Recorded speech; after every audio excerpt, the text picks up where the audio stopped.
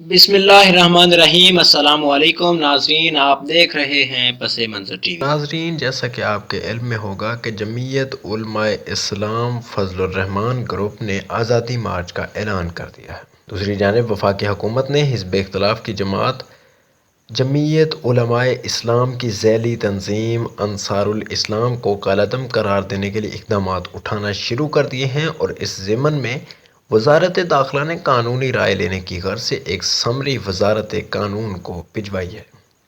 وزارت قانون کو مطلع کیا گیا ہے کہ جمعیت علماء اسلام نے انصار الاسلام کے نام سے ایک شدت پسند گروپ قائم کیا ہے، جس میں نجی افراد کو رضاکار کے طور پر شامل کیا گیا ہے۔ اس سمری میں اس بات کا بھی ذکر کیا گیا ہے کہ جمعیت علماء اسلام نے اس ماہ کی 27 تاریخ کو حکومت کے خلاف آزادی مارچ شروع کرنے کا اعلان کیا ہے، اور یہ مارچ 31 اکتوبر کو اسلام آباد پہنچے گا۔ اگر مولانا فضل الرحمان دھرنا دیتے ہیں اور ان کا یہ فیصلہ اپنی جگہ پر موجود رہتا ہے، تو ایسے میں ان کی سیاسی جماعت کی ذیلی تنظیم انصار الاسلام کے کارکنان بھی اس دھرنے کا حصہ ہوں گے۔ وزارت داخلہ کا کہنا ہے کہ حالیہ دنوں میں سامنے آنے والی چند ویڈیوز میں دیکھا جا سکتا ہے کہ اس فورس کے کارکنان کے ہاتھوں میں لاٹھیاں ہیں جن پر لوہے کی خاردار تاریں لپیٹی ہوئی ہیں، اور اس فورس کا مقصد حکومت کی ریٹ کو چیلنج کرنا ہے۔ اس سمری میں اس امکان کو بھی رد نہیں کیا گیا کہ اس فورس میں شامل افراد کے پاس ممنوعہ اسلحہ بھی ہو سکتا ہے۔ نیشنل ایکشن پلان کا حوالہ دیتے ہوئے کہا گیا ہے کہ اس کے تحت کسی بھی مسلح اور شدت پسند تنظیم کو ملک میں کام کرنے کی اجازت نہیں دی جا سکتی۔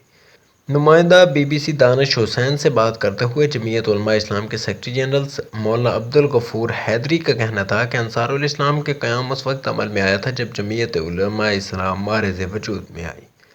جے یو آئی ایف کے آئین میں انصار الاسلام کے نام سے باقاعدہ ایک شعبہ ہے جس کا کام فقط انتظام و انصرام قائم رکھنا ہے۔ یہ جمعیت کے ماتحت اور اس کی نگرانی میں کام کرتا ہے۔ ان کا کہنا تھا کہ انصار الاسلام کا کام جمعیت کی جانب سے کیے جانے والے جلسے، جلوسوں اور کانفرنسز میں سیکیورٹی کے فرائض سر انجام دینا ہے۔ جلسہ بڑا ہوگا تو انصار الاسلام کے رضاکار بھی زیادہ ہوں گے، اور اگر چھوٹا تو کم۔ انہوں نے بتایا کہ ضلعی سطح پر ہونے والے جلسوں میں 100 سے زائد رضاکار نہیں ہوتے، صوبائی سطح پر ہونے والے جلسوں میں 500 سے 1000 اور ملک گیر سطح پر ہونے والے جلسوں میں رضاکاروں کی تعداد 10,000 تک ہو سکتی ہے۔